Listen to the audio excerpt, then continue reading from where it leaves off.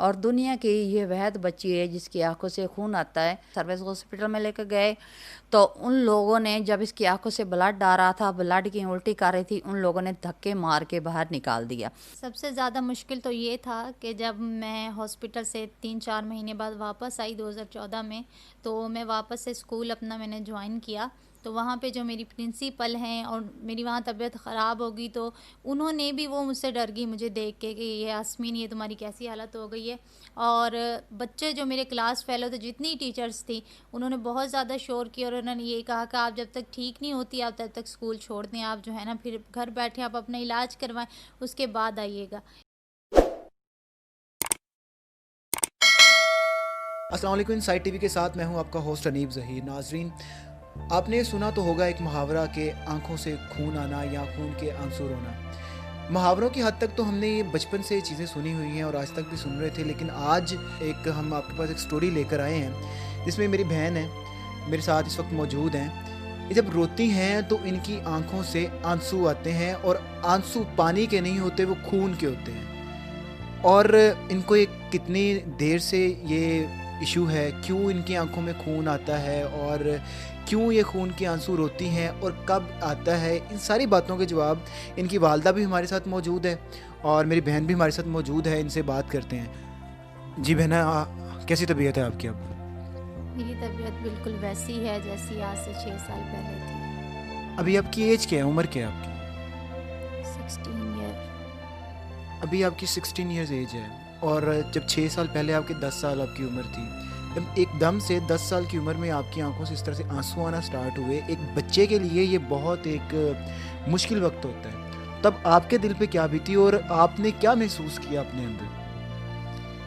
मैं तो 2014 में मार्च में स्कूल जा रही थी, नॉर्मल ज़िंदगी बिल्कुल नॉर्मल गुजार रही थी। मुझे अचानक से ब्लड वॉमिट हुई, तो मेरी मदर जो हैं ये अंदर से भागती हुई आई। तो मैंने इनको पहले तो कहा कि शायद, क्योंकि मुझे लगा कि बस नॉर्मल हुआ होगा, कुछ नहीं, मैंने कहा मैं ठीक हूँ।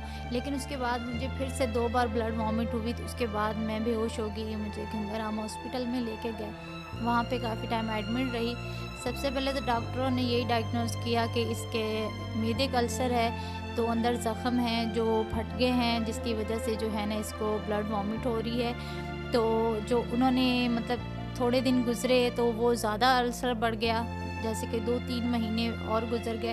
तो उन्होंने ये कहा कि इसका जो ये इलाज है ये 20 से 25 लाख का था, कि ये बिल्कुल ठीक हो जाएगी। जो हमारी पाकिस्तान के डॉक्टर्स ने कहा था, मैं वो बात बता रही हूँ। मेरे माँ-बाप के पास जितनी जमा पूँजी थी, इन लोगों ने वो सब मुझ पे लगा दी। इनका में हमारा घर था जो कि वैसे तो वो काफ़ी महंगा था, लेकिन मेरे माँ-बाप ने जब अचानक डॉक्टर्स ने कहा कि इसकी हालत बहुत सीरियस है, आप लोग पैसे जमा करवाएँगे तो हम ट्रीटमेंट शुरू करेंगे। तो 18 लाख इन्होंने वो घर सेल कर दिया, जो कि बाद में जिनको सेल किया था उन्होंने आगे 25 लैक्स का वो सेल किया घर। तो मजबूरी में 18 लाख इन्होंने वो घर सेल करके भी मुझ पे लगा दिया। इन 6 साल के अरसे में मेरे पे 1 करोड़ से कहीं ज़्यादा जो है ना पैसे वो लग चुके हैं, जिसमें मेरे माँ-बाप ने लोगों के बहुत कर्ज़ उठाया है और अपनी जमा पूँजी भी लगा दी, अपना घर भी लगा दिया। ये जो घर है ये हमारा रेंट का घर है। मेरे बाबा जो हैं वो माली का काम करते हैं, मेरे भाई भी, उनकी टांग टूटी हुई है, वो रॉड डले हुए हैं, जो कि रॉड उन्होंने निकलवाने थे, लेकिन वो भी नहीं निकलवा सके क्योंकि वो पैसे भी उन्होंने मेरे इलाज पे लगा दिए। वो प्राइवेट लोगों के घरों में माली का काम करते हैं और जितनी भी उनकी इनकम होती है, सैलरी होती है, वो घर के रेंट में, बिल में और बाकी जो होती है वो मेरे इलाज पे लगा देते हैं। बहुत से टीवी चैनल्स वालों ने आके मेरा इंटरव्यू किया।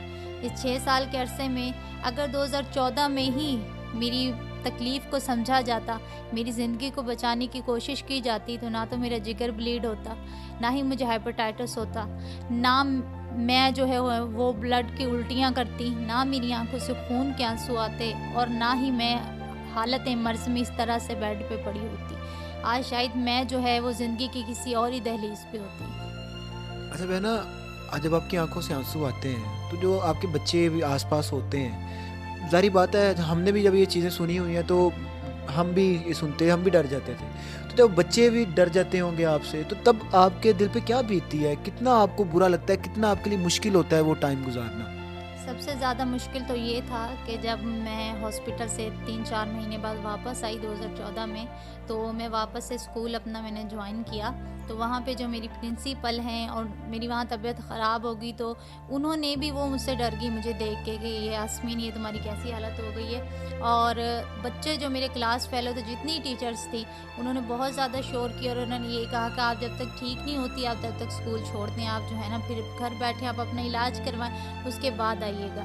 इस तरह से फिर हमारे जो आस-पास में मोहल्ले वाले हैं या जो भी लोग मुझसे मिलने आते हैं, यहाँ तक के जो डॉक्टर्स हैं वो भी जब मेरी हालत हद से ज़्यादा ख़राब हो जाती है तो वो भी मुझे हाथ नहीं लगाते। और अगर वो मेरा ये 6 सालों में उन्होंने जो भी मेरा इलाज किया, ये सिर्फ मुझ पे तजर्बात किए गए हैं, सिर्फ ये आके देखते हैं कि इसकी क्या हालत है। यंग डॉक्टर्स जो हैं वो आते हैं, मुझे चेक करते हैं, देख के चले जाते हैं। इसके अलावा और कुछ भी नहीं किया हमारे मुल्क के ना तो डॉक्टर्स ने, और अगर तो हमारे जो पब्लिक है वो मुझे सपोर्ट करती, मेरे स्कूल के टीचर सपोर्ट करते, तो शायद मैं इस हाल में ना होती। जी, मैं जो है इमरान खान साहब को एक मैसेज देना चाहती हूँ, जो कि मैं 6 सालों से दे रही हूँ। इससे पहले शहबाज शरीफ और नवाज़ शरीफ साहब को भी बहुत से मैसेजेस मैंने जो है मीडिया के थ्रू पहुंचाए, लेकिन अफ़सोस इस बात का है कि उन तक मेरी आवाज़ तो पहुंची, लेकिन उन्होंने इसको समझा नहीं है, वो मेरे तक नहीं आए। क्योंकि मैंने उनको भी देखा कि हॉस्पिटल्स में बहुत सी जो मजबूर बच्चे होते हैं या लोग होते हैं, उनकी मदद के लिए जाते हैं। अगर किसी का पाकिस्तान में इलाज मुमकिन है तो यहाँ से करवाते हैं, अगर आउट ऑफ कंट्री में मुमकिन है तो वहाँ से करवाते हैं। और इमरान खान साहब, आपकी तो जब हुकूमत अभी आई नहीं थी तो आपने ये कहा था कि जब मैं आऊँगा तो फिर बनेगा नया पाकिस्तान, और मैं अपनी आवाम को मुल्क पाकिस्तान के हर एक घर को जो है इंसाफ उनकी दहलीज पे दूंगा। तो फिर मेरी बार आपका इंसाफ कहाँ रह गया? इमरान खान साहब, आपसे रिक्वेस्ट है, मेरी चीफ जस्टिस से रिक्वेस्ट है, मेरी चीफ ऑफ आर्मी स्टाफ से रिक्वेस्ट है कि खुदारा आप मुझ तक आएँ, मेरी हेल्प करें, मेरा इलाज करवाएं, ताकि मैं पढ़ लिख के अपने ख्वाब को पूरा कर सकूं। मैं पढ़ लिख के आर्मी में जाना चाहती हूँ। मलिक रियाज साहब, आप तो लोगों की बहुत मदद करते हैं ना, आप तो लोगों को, जो बच्चियाँ या बच्चे या जो लोग बीमार हैं, मुस्तहक हैं, आप उनकी मदद करते हैं, उनको बहुत सा मतलब डोनेट करते हैं। लेकिन मैं आपको भी इन 6 सालों में बुला रही हूँ तो आपने भी मेरी बात नहीं सुनी है। मेरी आप सबसे अगेन रिक्वेस्ट है कि खुदारा आप आएँ और मेरी तकलीफ़ को देखें, क्योंकि जब तक आप इसको करीब से नहीं देखेंगे तब तक आप इससे वाकिफ़ नहीं होंगे।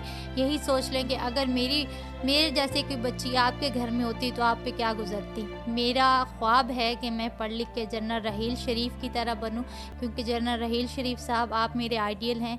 और मैं ज़िंदगी में एक बार आपको इंटरव्यू करना चाहती हूँ, और मैं ये कहना चाहती हूँ कि जितने भी लोग मुझे देख रहे हैं, हमारी हुकूमत से मेरी रिक्वेस्ट है, और मुझे मुल्क पाकिस्तान में जितने लोग देख रहे हैं और आउट ऑफ कंट्री में मुझे जितने लोग देख रहे हैं, जितने भी मुखय्यर हजरात मुझे देख रहे हैं, जो मुस्तहक लोगों को डोनेट करते हैं, उनकी मदद करते हैं, अल्लाह की राह में ख़र्च करते हैं। अल्लाह पाक कुरान पाक में फरमाता है ना कि जिसने एक इंसान की जान बचाई, गोया उसने पूरी इंसानियत की जान बचा ली। तो मेरी आप सबसे रिक्वेस्ट है कि मैंने बहुत तकलीफ़ें बर्दाश्त की 6 साल के अरसे में। मैं ये नहीं चाहती हूँ कि मैं इसी तरह से आए दिन किसी न किसी टीवी चैनल पे आऊँ और रिक्वेस्ट करती रहूँ, बल्कि मैं चाहती हूँ कि मैं कुछ पढ़ लिख के बनूँ और मैं अपने माँ बाप का सहारा बनूँ। मेरे जितने भी मुखय्यर हज़रात हैं, उनसे रिक्वेस्ट है कि मैं आपके साथ अपनी वालदा का नंबर और उनका अकाउंट नंबर शेयर करूँगी। आप मेरी मदद करें,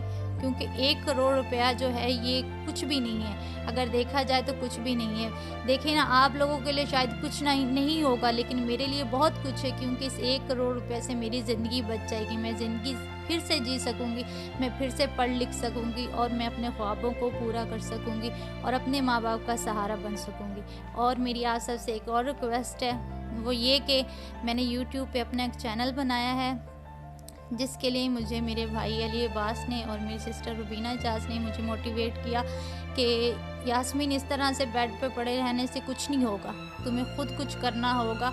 अगर तुम ख्वाबों को पूरा करना चाहती हो तो खुद अपनी आवाज़ बनो। तो मैं उन लोगों की आवाज़ बनना चाहती हूँ, उन लोगों की जो गरीब हैं, जो मुस्तहक हैं, जो मुझसे ज़्यादा भी तकलीफ़ में हैं, जो हालत मर्ज़ में हैं, जिनकी कोई आवाज़ नहीं बनता, मैं बनना चाहती हूँ उन लोगों की आवाज़। मैं एक तंज़ीम बनाना चाहती हूँ ताकि मैं उन सब लोगों की मदद कर सकूँ और मैं अपनी आवाज़ आप सब लोगों तक पहुँचाना चाहती हूँ। तो आप मेरा चैनल जो है वो यास्मीन मकबूल ऑफिशियल के नाम से है, उसका लिंक जो है वो भी मैं आप लोगों को अभी बता दूँगी।